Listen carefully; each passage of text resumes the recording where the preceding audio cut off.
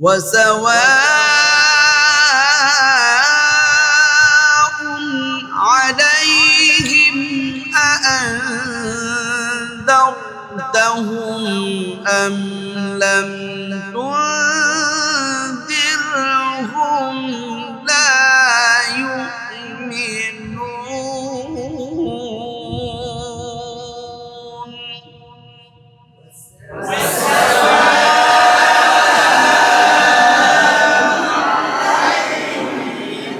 أعوذ بالله من الشيطان الرجيم. أعوذ بالله من الشيطان الرجيم. بسم الله الرحمن الرحيم. بسم الله الرحمن الرحيم. ياسين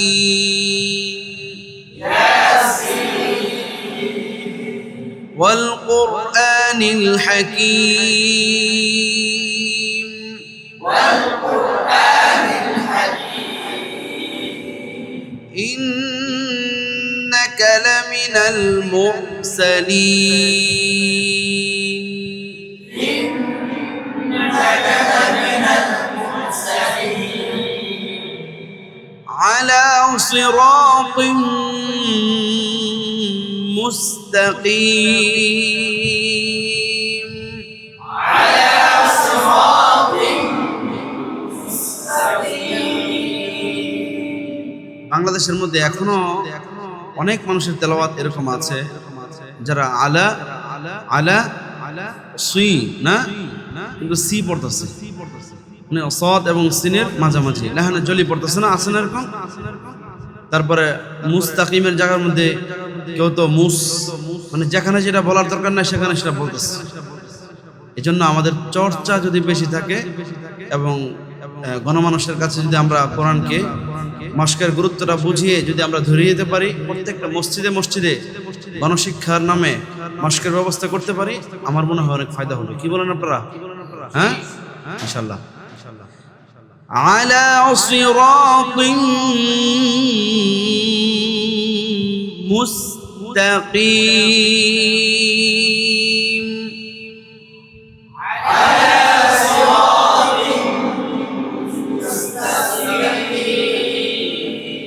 আবার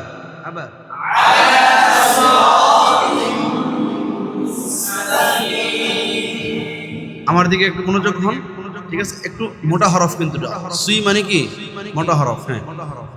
ক মোটা হরফ, আবার কফ মোটা হরফ, খুব তিনটা শব্দ চলে আসছে একই আয়াতের মধ্যে, হ্যাঁ। আলা সিরাতিন মুস্তাকিম।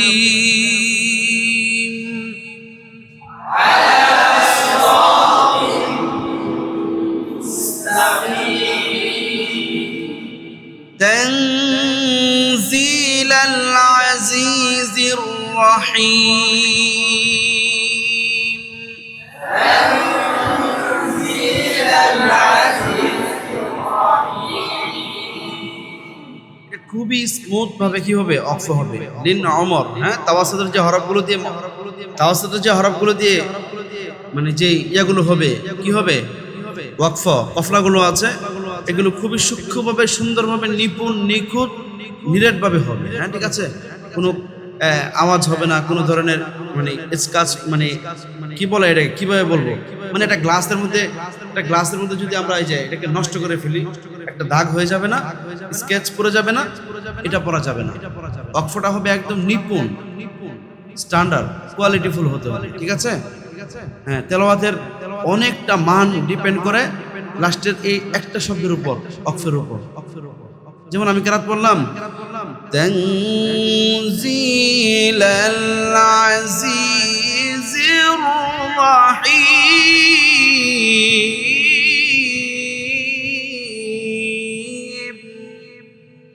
অক্ষরটা তাল লয় দিয়ে শেষ করা। তানজিলাল আজিজির রাহিম।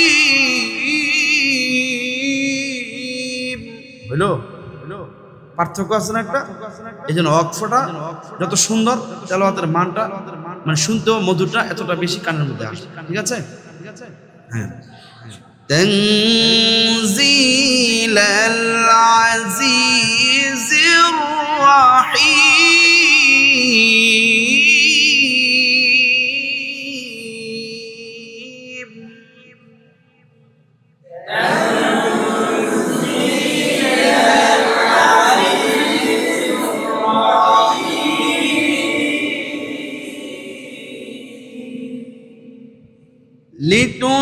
لتنذر قوما ما أنذر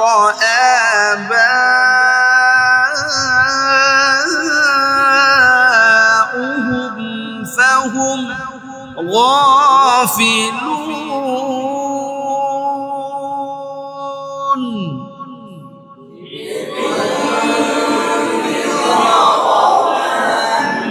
জোরে বলেন, জোরে।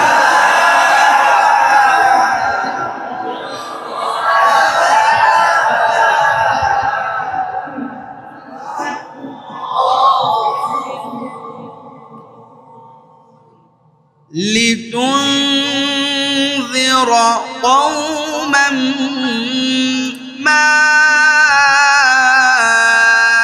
أنذر آباؤهم فهم غافلون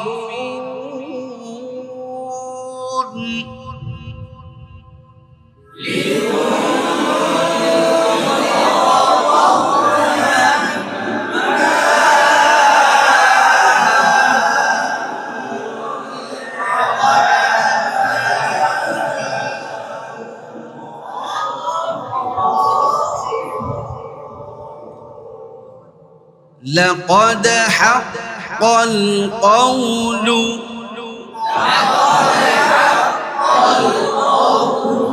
على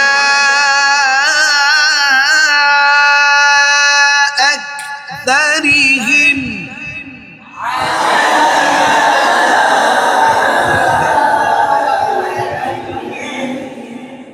على أكثرهم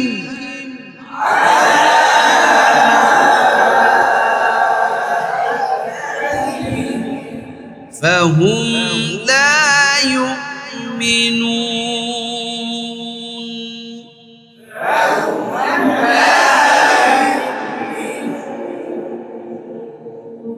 এই যে ফাহুম লা বলা যাবে না, বলা যাবে একদম মানে হামজা ওয়াল মুতাফিকাতা আহওয়া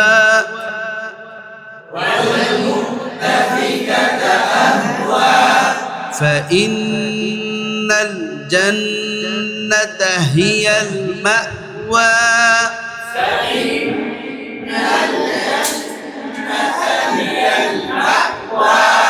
لقد حق القول على أكثرهم فهم لا يؤمنون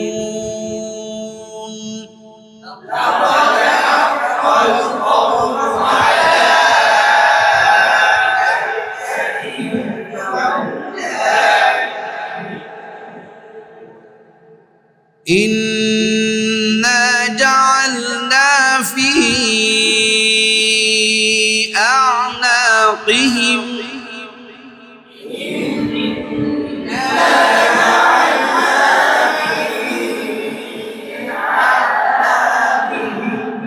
إنا جعلنا في أعناقهم أغلالا فهي إلى الأذقان فهم مقمحون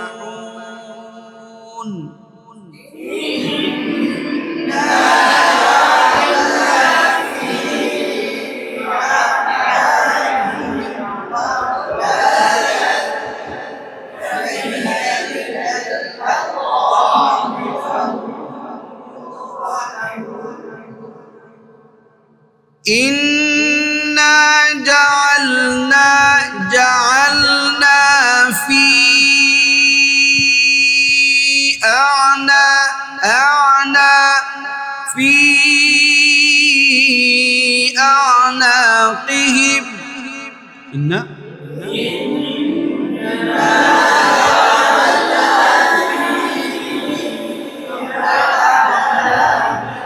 এই যে জিভের মধ্যে বাতাস বের করা যাবে যাবে কেন যাবে না? কারণ রফার কোনো সিফাত না, এটা ঠিক আছে না?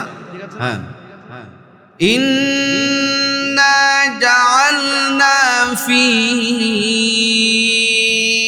আ'নাকিহিম আগলালান ফাহিয়া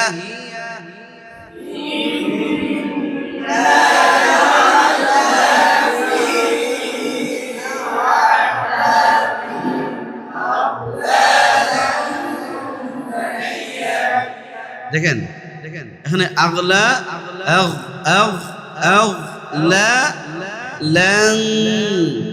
ইকফা গুণার মধ্যে পড়ার সময় কি হবে? পরবর্তী হরফটা আংশিক গুণার মধ্যে চলে যাবে। আমরা কিন্তু যে বেলুন দিয়ে কিন্তু দেখিয়েছি, আমরা দেখিয়েছি কিভাবে গুণার মানে পরবর্তী যে হরফটা আসতেছে ওই হরফের আংশিক কিভাবে ঢুকে, এটা কিন্তু আমরা প্র্যাকটিক্যাল আমরা দেখেছি, তাই না? তো একটু খেয়াল করবেন, প্রত্যেকটা গুণাকে এভাবে খেয়াল করবেন, ঠিক আছে? হ্যাঁ, أغلالا فهي إلى الأذقان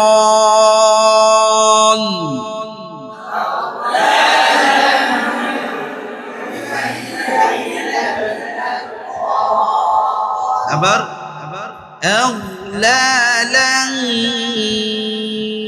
فهي বুঝতে পারছেন? فهي أغلالا فهي إنا جعلنا في أعناقهم أغلالا فهي إلى الأذقان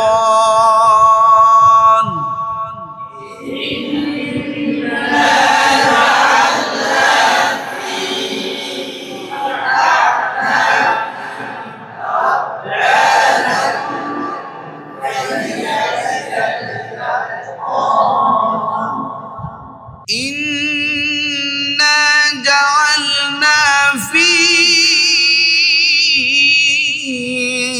أعناقهم أغلالا فهي إلى الأذقان فهم مقمحون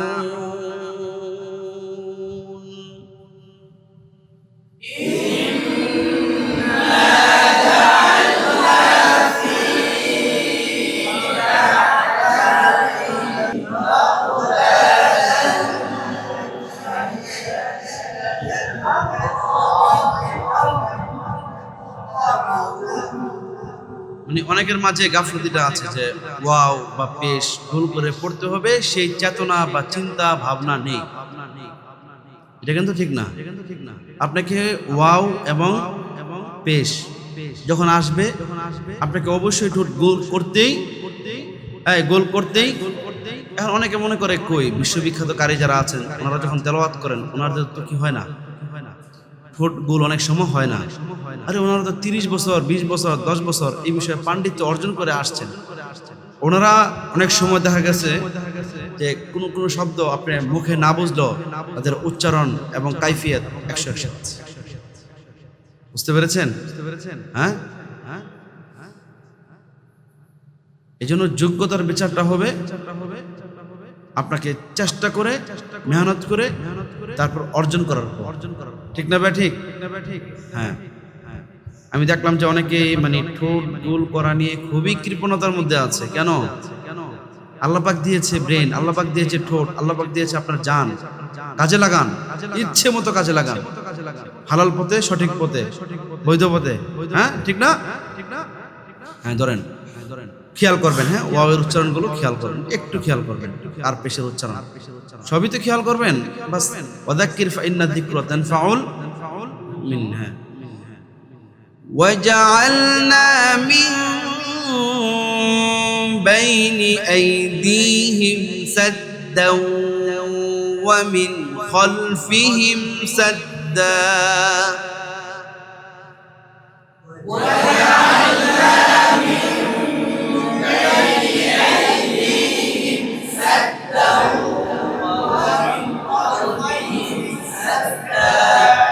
এই যে মিম একটা সুতা পরিমাণ কি থাকবে ফাঁকা থাকবে এটা মাথায় রাখবেন হ্যাঁ ওয়াজআলনা মিন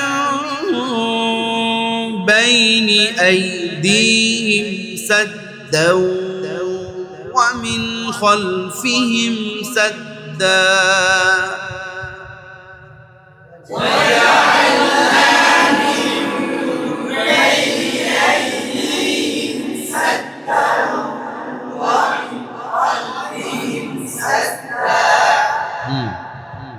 ومن خلفهم سدا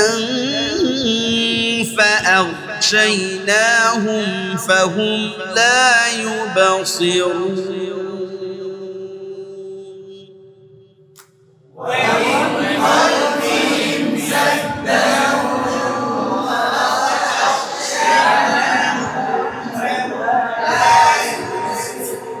ওই যে আগে গিয়েছে আগলা ল্যাং উপরের দুই ঠোঁট নিচের জিহ্বার মাঝখানে পেটের মধ্যে কি লেগে যাবে বাস মাত্রই কিন্তু বললাম আবার চলে আসছে এভাবে একটা শিখে নিতে পারলে 10টা শিখা হয়ে যাবে ঠিক আছে সুবহানাল্লাহ হ্যাঁ ومن خلفهم سدا فأغشيناهم فهم لا يبصرون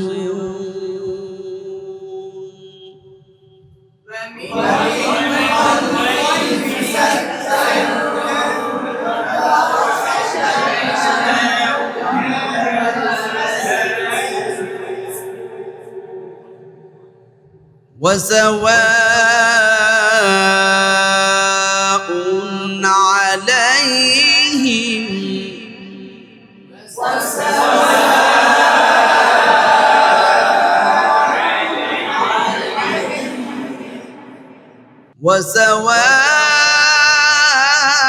وسواء عليهم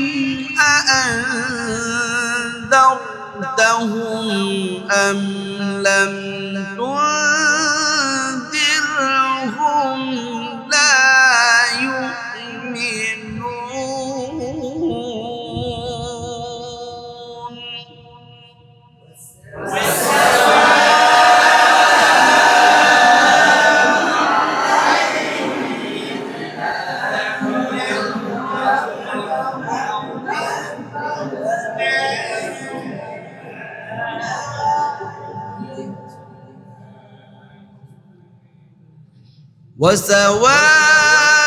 وسواء عليهم أأنذرتهم أم لم تنذرهم لا يؤمنون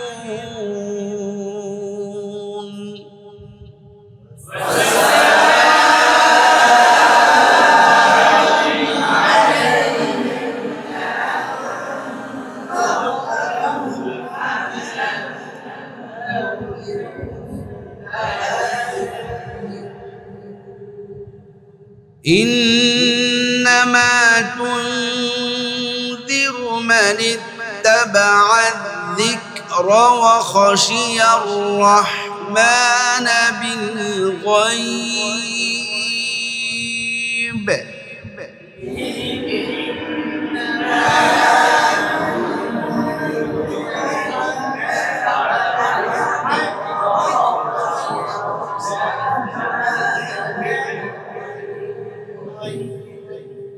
فبشره بمغفرة وأجر كريم